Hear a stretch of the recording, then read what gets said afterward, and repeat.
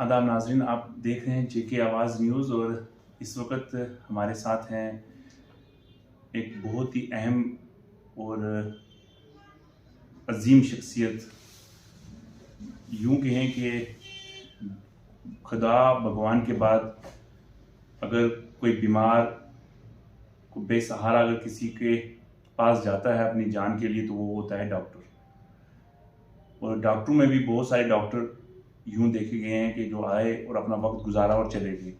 इस वक्त हमारे साथ हैं डॉक्टर विदोशी बडियाल। आप ईएनटी स्पेशलिस्ट हैं और एक ऐसे परिवार के साथ जुड़ी हुई हैं कि जिस परिवार ने हमेशा खिदमत खलक यानी इंसानियत को प्रायोरिटी दी और इंसानियत के लिए काम किया। मैम, सबसे पहले तो आपका जो है वेलकम है। Thank you. मैम, सबसे पहले बात करेंगे आपके प्रोफेशन को लेकर। ईएनटी हैं आप यहाँ पे और हमारा जो राजौरी के अंदर जो हॉस्पिटल है जीएमसी एसोसिएट हॉस्पिटल है और यहाँ पर और काफ़ी लोग यहाँ पर आते हैं, इवन के पुंछ डिस्ट्रिक्ट से भी और रियासी का भी कुछ हिस्सा जो है जो राजौरी को टच करता है वहाँ के लोग भी हमारे हॉस्पिटल में आते हैं। तो आपको कैसा एक्सपीरियंस रहा जो ये लोग जब आते हैं आपके पास एज ईएनटी आप उनको देखती हो तो कैसा मतलब कि आपको रहता है ये मतलब कि जो चीज़ें डॉक्टर के अंदर कुछ होती हैं तो आप कैसा महसूस करते हो आप इन चीज़ों को? हाँ जी, जीएमसी राजौरी की ये खासियत है, ये एक सेंटर प्लेस है। तो यहाँ पे सिर्फ हम राजौरी को कैटर नहीं करते, पुंछ, मेंढर, रियासी, चसाना और सुंदरबनी नौशहरा तक का बहुत बड़ा कैटरिंग एरिया है जो जीएमसी राजौरी इसको कवर कर रहा है। तो जब इसको मैंने ज्वाइन किया तो तभी मुझे को इतना आइडिया नहीं था कि जीएमसी इतना वास्ट और इतना फैला हुआ है राजौरी हमारा। तो बहुत अच्छा लगता है जब दूर दूर से लोग आते हैं अपनी परेशानी लेके और खासकर ईएनटी के, क्योंकि फील्ड में डॉक्टर्स बहुत कम हैं तो मैक्सिमम काम जो हम जीएमसी में ही कर पा रहे हैं। तो बहुत अच्छा लगता है जब लोग दूर से आते हैं और हम उनको अच्छे रिजल्ट दे पाते हैं और अब जीएमसी बनने के बाद बहुत अच्छी फैसिलिटीज़ यहाँ पे हैं तो अच्छा लगता है काम करके। ईएनटी के जो केसेस जो होते हैं क्या उसकी तमाम फैसिलिटीज़ हमारे जीएमसी में हैं? क्योंकि अक्सर देखा गया है कुछ लोग हमारे जो हैं वो जम्मू या चंडीगढ़ लुधियाना में जो है वो जाना पसंद करते हैं। तो अब क्या हमारे यहाँ पर अगर फैसिलिटीज़ हैं तो लोग बाहर क्यों जाते हैं? 2 डिस्ट्रिक्ट्स को कवर कर रहे हैं हम तो एक टर्शरी सेंटर तो ये बनता है, लेकिन फिर भी अभी बहुत कुछ है जो हम यहाँ पे नहीं कर पा रहे और उसके लोगों को भी जाना पड़ रहा है। लेकिन धीरे धीरे उम्मीद है कि वो चीज़ें भी यहाँ पे ज़रूर अवेलेबल होंगी और लोगों को हम यहीं पे वो सारी फैसिलिटीज़ दे पाएंगे। डॉक्टर शुलिंदर साहब की बात करें, आपकी लाइफ का बड़ा इम्पॉर्टेंट पार्ट है।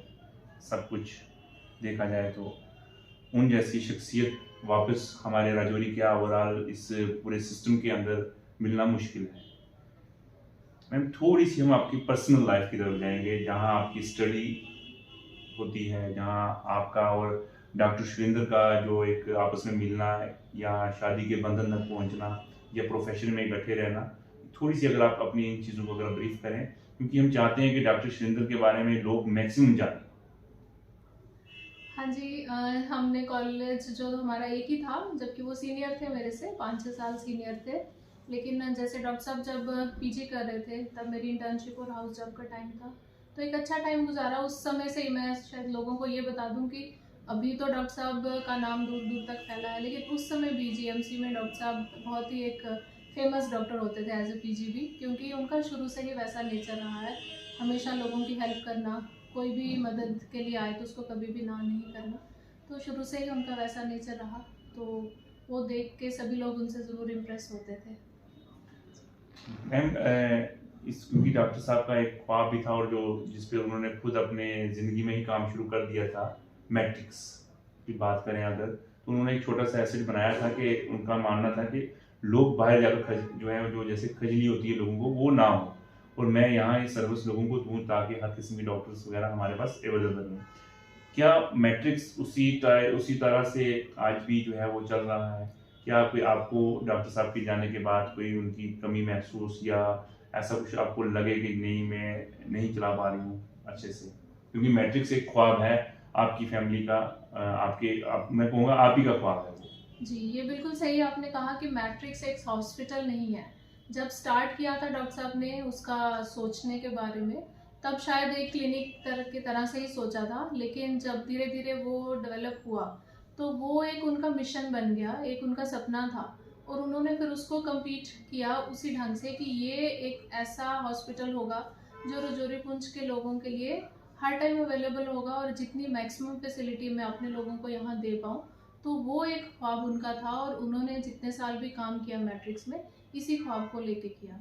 और ये मैं बहुत खुश एक अच्छे ढंग से मैं ये कह सकती हूँ कि मैट्रिक्स की टीम जो है वो हमारी बहुत ही एक सुंदर टीम है। मैं ये नहीं कहूँगी कि मैट्रिक्स हमारा हॉस्पिटल है, मेरा हॉस्पिटल है, मैट्रिक्स एक टीम है, ठीक है।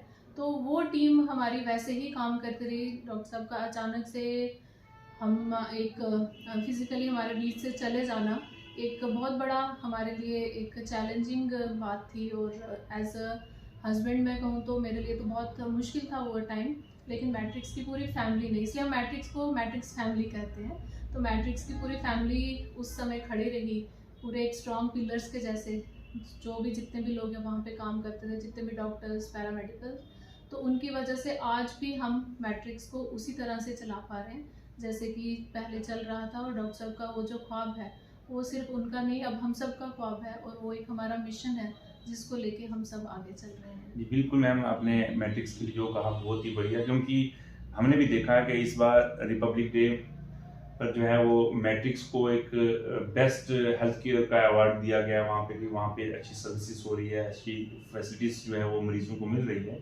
तो उसके लिए भी बड़ा आपको एक कॉन्ग्रेचुलेशन हमारी तरफ से भी कि मैट्रिक्स तरक्की करेगा और कर रहा है। हमें उम्मीद है पूरी, क्योंकि डॉक्टर साहब का ख्वाब नहीं बल्कि वो सबका ख्वाब है, क्योंकि डॉक्टर साहब के साथ सबकी अटैचमेंट थी और सबका हमारी तरफ से भी जो है वो यही दुआएं रहेंगी कि मैट्रिक्स जो है वो एक बड़ा स्पेशलिस्ट हॉस्पिटल की शक्ल में जो है वो सामने आए एक दिन। तो मैम बहुत बहुत शुक्रिया, क्योंकि मेरे ख्याल से आपके पास भी टाइम बड़ा कम ही होगा, तो आपने वक्त दिया और फिर भी टाइम आपके पास मज़ीद आते रहेंगे छोटे छोटे इश्यूज़ लेकर। लेकिन हमारी तरफ से यही रहेगा कि मैट्रिक्स जो है वो दिन दुगनी रात चौगुनी तरक्की करे और डॉक्टर साहब का नाम जो है वो इसी तरह से कायम और दायम रहे हमेशा से। ये थे हमारे साथ डॉक्टर विदोशी बडियाल, ENT स्पेशलिस्ट हैं GMC राजौरी में। थोड़ी सी इनसे हमने आज गुफ्तगू की है, क्योंकि आज फर्स्ट टाइम हमारी भी इंटरेक्शन थी एक प्रोफेशनल के लिहाज से। तो जल्दी हम इनके सामने इनके साथ बैठेंगे और फिर अच्छे तरीके से जो है हेल्थ केयर को लेकर भी बातचीत रहेगी, ENT के जो मतलब जो इश्यूज़ रहते हैं और उसके मतलब भी हमारी बातचीत रहेगी। लेकिन फ़िलहाल जितनी बातें की उतनी ही बहुत हैं, क्योंकि जब बात डॉक्टर शरिंदर शर्मा साहब की हो तो मेरे ख्याल से हर कोई यही चाहेगा कि डॉक्टर शरिंदर साहब एक बार फिर से अगर आ जाएं, ताकि उनके जो ज़ख्मों पर जो है वो थोड़ा सा आराम मिल जाए। क्योंकि मैं जानता हूं कि डॉक्टर शरिंदर साहब की अटैचमेंट हर एक के साथ थी। तो मेरी यही सबके साथ आपकी सबसे अपील रहेगी कि आप डॉक्टर शरिंदर साहब के लिए जो है हमेशा दुआएं करते रहें, ताकि वो जहाँ भी हों वहाँ बस सुखी रहें। और मैट्रिक्स के लिए भी मैं यही कहूँगा कि आप सभी लोगों का एक ख्वाब है, मैट्रिक्स सबके लिए है, ना कि किसी के लिए। वो डॉक्टर साहब का मिशन नहीं बल्कि राजौरी का मिशन है, राजौरी पुंछ के लोगों का मिशन है, क्योंकि हर शख्स वहाँ पे अपने इलाज के लिए आता था और जुड़ा हुआ था उस मैट्रिक्स के साथ। तो मेरी यही रहेगी कि मैट्रिक्स में आपको अच्छी ट्रीटमेंट भी मिलेगी, वहाँ फैमिली जैसा ट्रीट भी किया जाएगा। लिहाजा आप मैट्रिक्स में आएँ और वहाँ अपनी फैमिली के बीच रहकर अपना ट्रीटमेंट भी कराएं अगर आप बीमार हैं, अगर आपको डॉक्टर की ज़रूरत है तो। वरना तो अदरवाइज डॉक्टर की ज़रूरत ना ही पड़े किसी को तो अच्छी बात है। लेकिन अगर आपको ज़रूरत है तो आप वहाँ मैट्रिक्स में एक बार ज़रूर आएँ, अपनी फैमिली के बीच बैठकर आप ट्रीटमेंट करवाएं।